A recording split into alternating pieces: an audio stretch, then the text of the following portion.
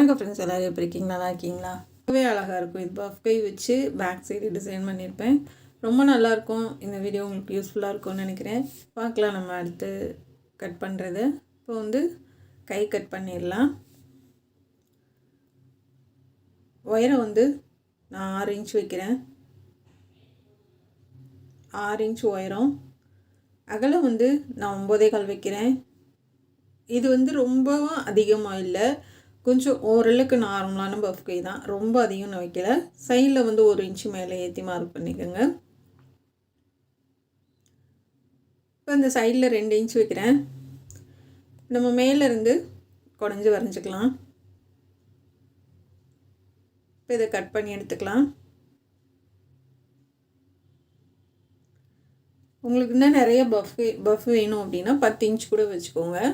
இது நார்மலாக கொஞ்சம் கம்மியாக தான் கேட்டிருக்காங்க, அதனால் கம்மியாக தான் நான் வைக்கிறேன். அடியில் வந்து ஜாயின் பண்ணுற மாதிரி வரும். இதை கையை கட் பண்ணிக்கலாம்.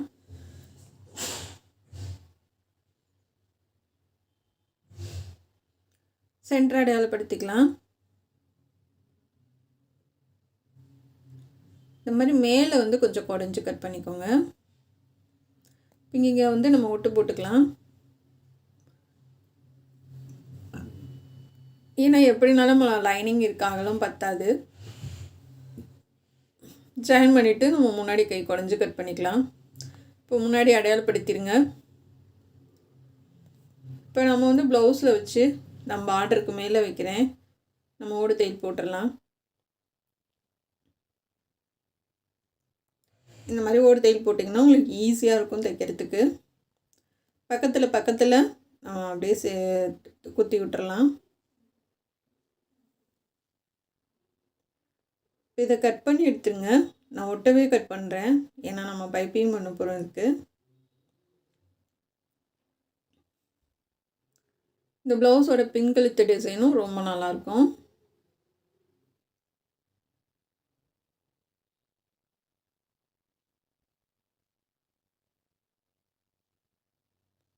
இது சைடு எல்லா பக்கமும் கட் பண்ணிக்கோங்க. இதோட ப்ளவுஸ் வந்து நமக்கு வந்து கரெக்டாக இருந்துச்சு. எக்ஸ்ட்ரா கொஞ்சம் கூட கிடையாது, சரியாக வந்துச்சு.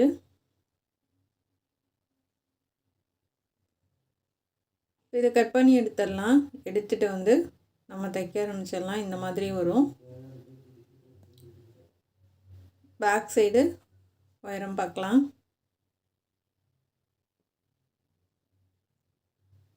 கரெக்டாக அதே அளவு வைக்கிறேன். அகலம் வந்து 3 இன்ச்சு, உயரம் வந்து 9.25 இன்ச் இருக்குது. 9 இன்ச் இருக்குது. இப்படி மார்க் பண்ணிக்கோங்க. மேலேருந்து ஸ்ட்ரைட்டாக கொண்டுட்டு வந்துடலாம்.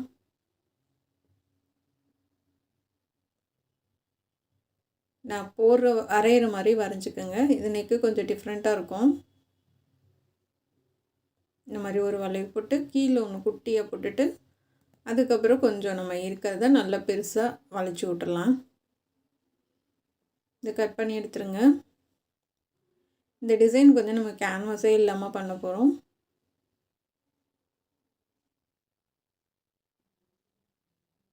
இது ரொம்ப அகலம்லாம் வராது, நார்மலாக இருக்கும்.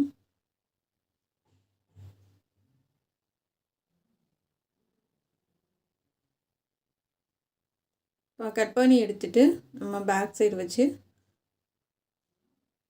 குண்டூசி மட்டும் குத்தி விட்டு தைக்க ஆரம்பிச்சிடலாம்.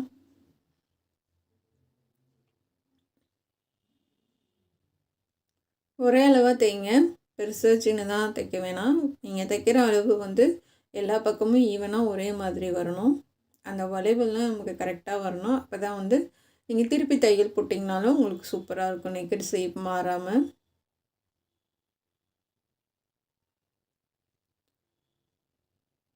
இது மாதிரி எல்லா பக்கமும் தையல் போட்டுடலாம்.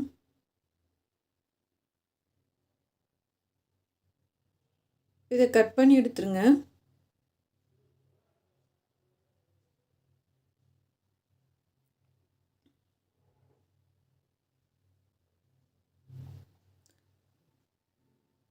எல்லா பக்கமும் ஒரே அளவாக கட் பண்ணி எடுத்துடலாம்.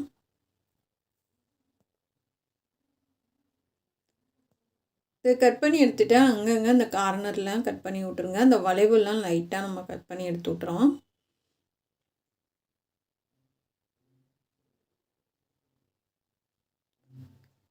அந்த வளைவு எல்லாம் கட் பண்ணி விட்ருங்க.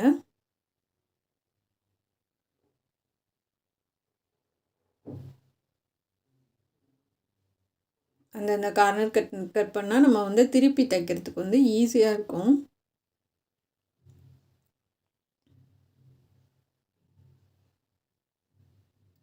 இப்போ நம்ம திருப்பி தையல் போட்டுடலாம்.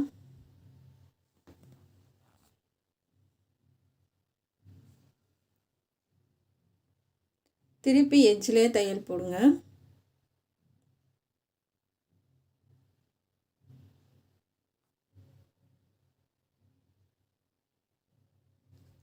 நல்லா தேய்ச்சி விட்டு நம்ம ஓரத்துலேயே தையல் போட்டு எடுத்துக்கலாம்.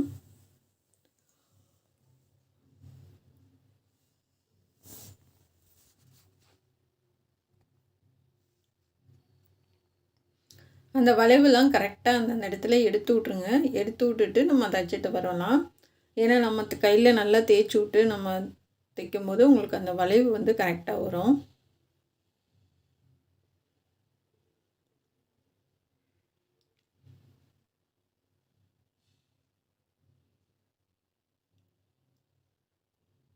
அந்த இடத்துல நிப்பாட்டி அப்படியே திருப்பிக்கலாம்.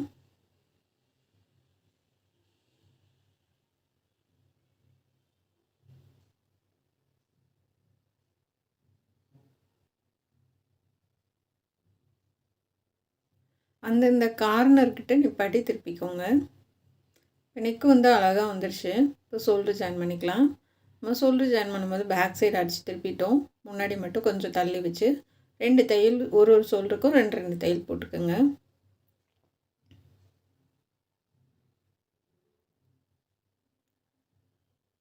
இப்போ போட்டு எடுத்தாச்சு. போட்டு எடுத்துட்டு நான் வந்து ஒரு 5 இன்ச் மார்க் பண்ணுறேன் பஃப் கைக்கு. அதுக்கு அடுத்து நம்ம ஃப்ளிட்ஸ் வைக்க போகிறோம். ரொம்பவும் நெருக்கமாக வேணாம், ரொம்பவும் தள்ளி வேணாம். நார்மலாக ஒரு ஃப்ளிட்ஸ்க்கு அடுத்த ஃப்ளிட்ஸு அந்த மாதிரி கேப் போட்டு வச்சுட்டு வாங்க.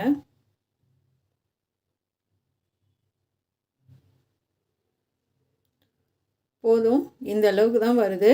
இந்த அளவுக்கு இருந்தால் போதும். நம்ம இப்போ வந்து இதில் கிராஸ் பீஸ் கட் பண்ணி நம்ம பைப்பிங் வைக்கலாம். சாரியோட கலருக்கு எடுத்திருக்கேன்.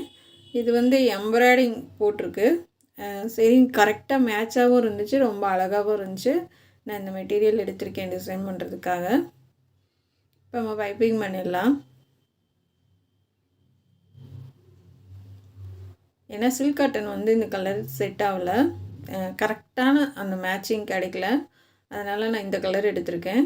அழகாக உருட்டி தைச்சிடலாம். இது வந்து அந்த மேட்சிங் வந்து கரெக்டாக கிடச்சிது, பர்ஃபெக்டாக. அதே பிங்க்காக இருந்தது.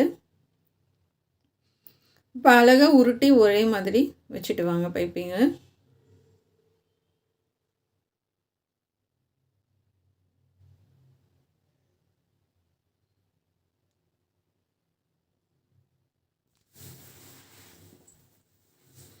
இப்போ லாஸ்ட் வரைக்கும் நம்ம தைச்சிடலாம்.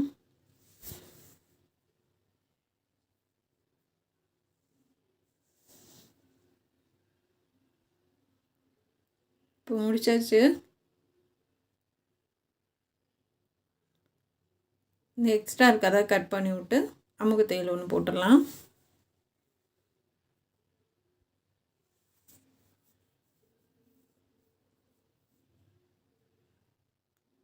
இப்போ அமுக்கு தையல் போட்டாச்சு, அழகாக வந்துடுச்சு பைப்பிங்கு. இந்த மாதிரி வரும் உங்களுக்கு ஃபினிஷ் பண்ணதுக்கப்புறம். இப்போ நம்ம கரெக்டாக கையை வச்சு ஜாயின் பண்ணிடலாம். கையெல்லாம் ஜாயின் பண்ணதுக்கப்புறம் நம்ம வந்து பைப்பிங் பண்ணலாம். அந்த 2ஓட ஆம்கோலோட அடிப்பக்கமும் கையோட அடிப்பக்கமும் சேமாக இருக்க மாதிரி வச்சு தைங்க.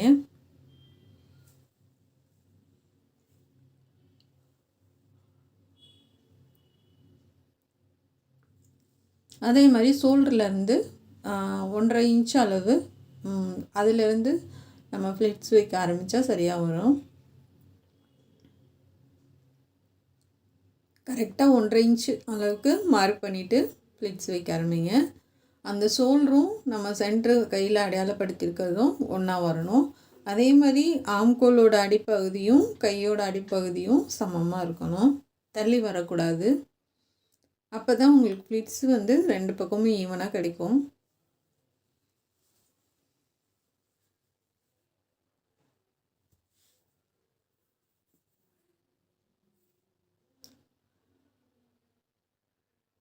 அதே மாதிரி இதுக்கு நெருக்கமாகவும் வைக்காதீங்க, கொஞ்சம் தள்ளி தள்ளி நம்ம வந்து நார்மலாக ரொம்பவும் தள்ளி வைக்காமல் பக்கத்தில் வைக்காமல் ஓரளவுக்கு வச்சுட்டு வாங்க. இப்போ முடித்ததுக்கப்புறம் 2 தையல் ரவுண்டாக போட்டு விட்டுடலாம். இப்போ உங்களுக்கு வந்து எல்லாமே கரெக்டாக அந்த ஷோல்டர் சென்டராக வருது, இங்கிட்டும் ஈவனாக வந்திருக்கு. இப்போ கைக்கு எல்லாத்துக்கும் பஃப் வச்சாச்சு. நம்ம வந்து இதுக்கு பைப்பிங் பண்ணிடலாம்.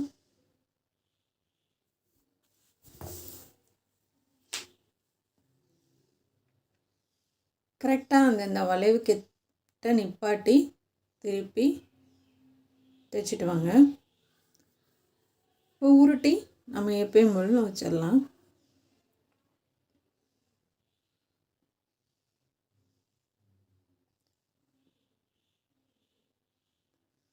உருட்டி எப்பயும் போல வச்சுட்டு வாங்க அழகாக. அந்த இடத்துல அமுத்தி பிடிச்சிட்டு தைச்சிட்டு வாங்க. ஏன்னா வந்து அந்த இடத்தான் ரொம்ப முக்கியம். அந்த இடத்துல கரெக்டாக வந்துச்சுனாவே உங்களுக்கு லாஸ்ட் வரைக்கும் சரியாக வந்துடும்.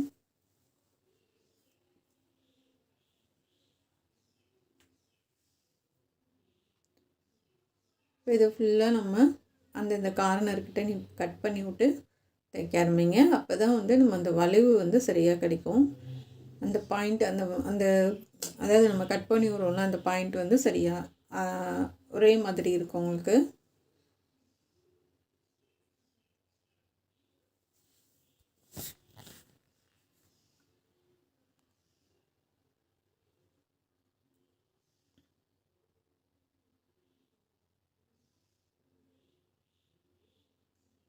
நிப்பாட்டிட்டு திருப்பிக்கலாம்.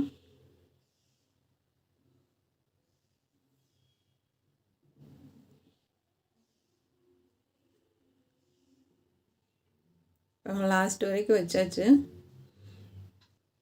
நம்ம அந்த பஃப்கி வச்சு போடுறது வந்து ஷோல்ட்ரு வந்து சுத்தமாக உங்களுக்கு இறங்காது, லூஸாகவும் இருக்காது.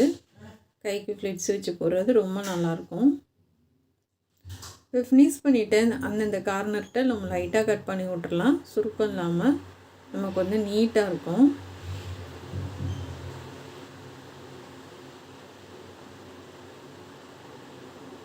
இப்போ நம்ம வந்து இதுக்கு வந்து அமுக்கு தையல் போட்டுடலாம்.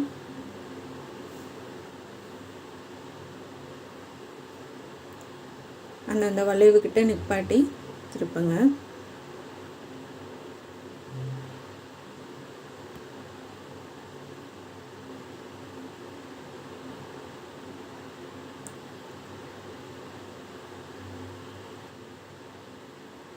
இப்போ லாஸ்ட் வரைக்கும் போட்டாச்சு. இப்போ கேன்வாஸ் எடுத்துக்கலாம். நான் 4 இன்ச்சு மார்க் பண்ணுறேன். இதில் வந்து கோபுரம் மாதிரி நம்ம 1 மட்டும் கட் பண்ணிக்கலாம்.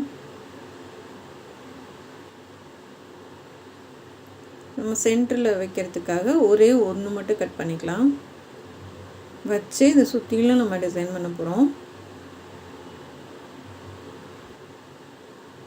இந்த மாதிரி பெருசாக 1 மட்டும் கட் பண்ணிக்கோங்க. இதை வச்சு சுற்றிலும் தைச்சிடலாம். நான் 2ஆக மடித்து ஒரு தையல் போடுறேன், கொஞ்சம் டார்க்காக இருக்கணும்னுக்காக.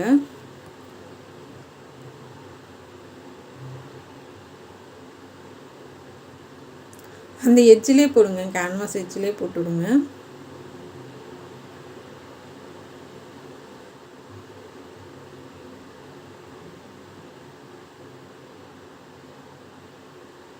இப்போ ஃபுல்லாக போட்டாச்சு. இதுக்கு நம்ம பைப்பிங் பண்ணிடலாம்.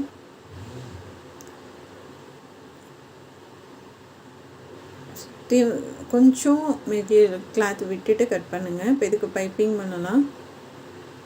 இப்போ மேலேருந்து கொஞ்சம் மேலே அந்த கிராஸ் பீஸ் தூக்கி வச்சு பைப்பிங் பண்ணுங்கள்.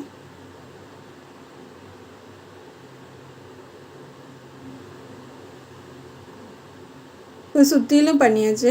இப்போ நம்ம அதை நல்லா திருப்பி விட்டு தையல் போடலாம். நூலை இந்த மாதிரி பிரித்து விட்டு தையல் போடுங்க.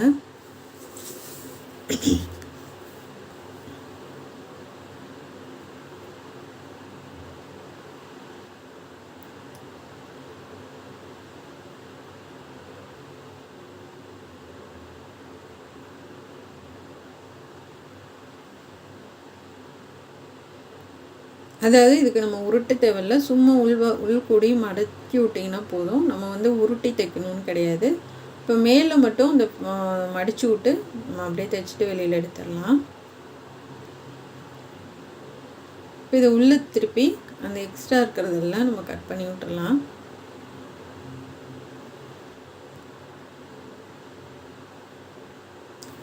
இப்போ இதை கட் பண்ணி விட்டாச்சு.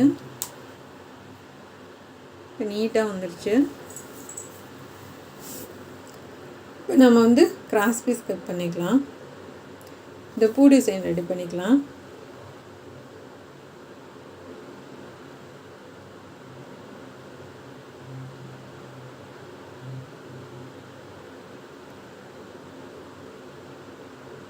அகலம் வந்து 1.25, உயரமும் 1.25 தான். கட் பண்ணி இது நிறைய ரெடி பண்ணி வச்சுக்கோங்க. ஒரே அளவாக எடுத்து வச்சுக்கலாம். இப்போ நான் வந்து கிராஸ் பீஸ் அடித்து திருப்பி வச்சுருக்கேன். இதை நம்ம முன்னாடி கழுத்துலேருந்து வச்சுட்டு வரலாம், அதாவது ஷோல்டர்லேருந்து நம்ம வச்சுட்டு வரலாம்.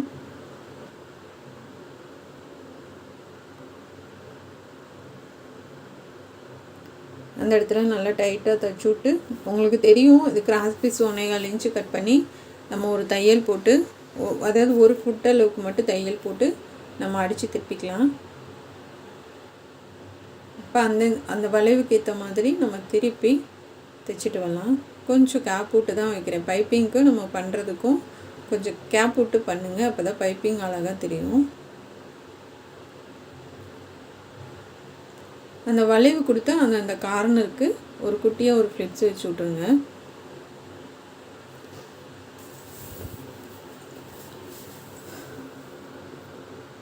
அந்தந்த இடத்துல சின்ன சின்ன ஃப்ளிப்ஸ் மாதிரி வச்சு விட்டிங்கன்னா நல்லா ஷார்ப்பாக இருக்கும்.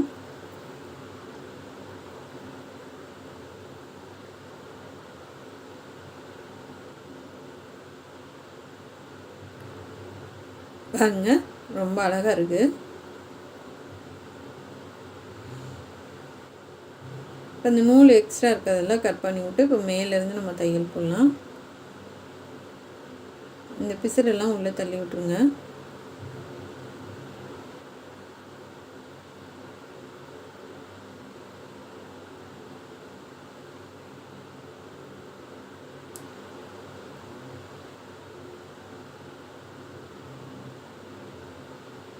இப்போ ஒரே மாதிரி நமக்கு தையல் போட்டுவாங்க. அந்தந்த கார்னர்கிட்ட நிப்பாட்டி திருப்பி வந்துட்டு மறுபடியும் ரிட்டன் போயிருங்க. இல்லைன்னா அது தூக்கிக்கிட்டு நிற்கும். அதுக்காக ஒரு தையல் போட்டு அப்படியே திருப்பிக்கலாம்.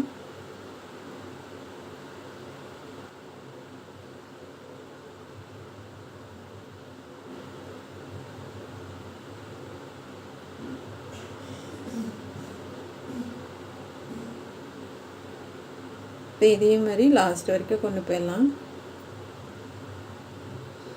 இப்போ வந்து நம்ம சென்டரில் கரெக்டாக சென்டர் மார்க் பண்ணிக்கோங்க. நம்ம அந்த கோபுரம் பண்ணோம் இல்லையா டிசைனு, அதை அப்படியே சென்டரில் வச்சு தையல் போடலாம். தையல் போட்டுக்கிட்டே இந்த பூ டிசைன் பண்ணோம் இல்லையா, அதை சுற்றிலும் நம்ம வச்சு தைச்சிட்டு வரலாம். கரெக்டாக சென்டருக்கு நேராக மார்க் பண்ணுங்கள்.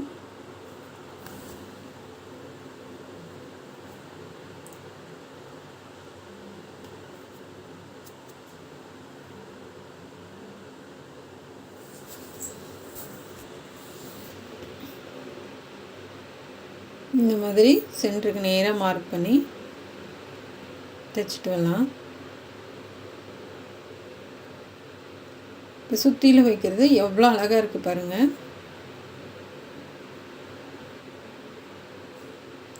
இந்த ப்ளவுஸ் வந்து சிம்பிளாக இருந்தாலும் ரொம்ப அழகாக இருக்குங்க.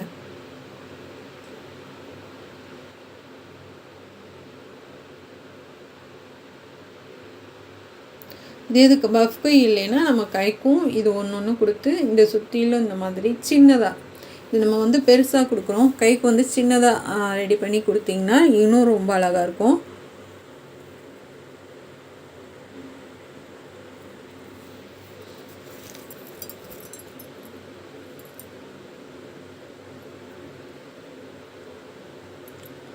ஒன்று எல்லாமே ஒரே அளவாக கட் பண்ணிக்கோங்க. ஃபுல்லாகவே நம்ம கொடுத்துட்டோம். ரொம்பவே சூப்பராக இருக்குது. நூலை கட் பண்ணி எடுத்துடலாம்.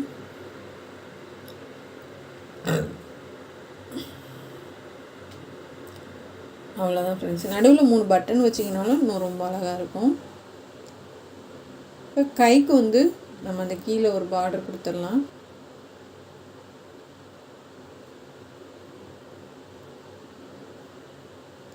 ஏன்னா கழுத்துக்கு நம்ம பைப்பிங்கும் ஒரு பார்டரும் கொடுத்துருக்கோம், ஒரு லைனும் கொடுத்துருக்கோம். அதே மாதிரி கைக்கும் கொடுத்துடலாம்.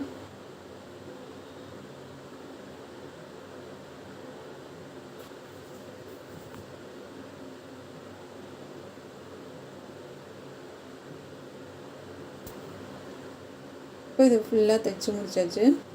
மீதி இருக்கிறத வந்து நான் கீழே அந்த முதுகுக்கு வந்து பார்டர் கொடுத்தேன். ஏன்னா வந்து இது ரொம்ப நீளமாக இருந்தது. சரி வேஸ்ட்டாக தானே போயிடும், இது வச்சோன்னா கொஞ்சம் அழகாக இருக்கும்ல கை பார்க்குறதுக்கு, அதனால் கொடுத்துருக்கேன். பைப்பிங் மட்டும்னா நமக்கு தெரியாது. கண்டிப்பாக ரொம்ப ரொம்ப ஈஸியாக சொல்லி கொடுத்துருக்கேன். நீங்களும் இந்த மாதிரி பண்ணுங்கள். பாருங்கள் எவ்வளோ அழகாக இருக்குன்னு. இப்போ கீழே வந்து முதுகுக்கும் நம்ம ஒரு லைன் கொடுத்துடலாம்.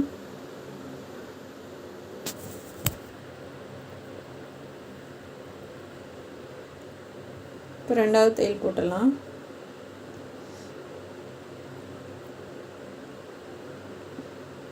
இப்போ அதுக்கு சுற்றிலும் நம்ம ஒயிட் கலர் பாசி வச்சுருக்கேங்க. வேறு ஒன்றுமே பண்ணலை.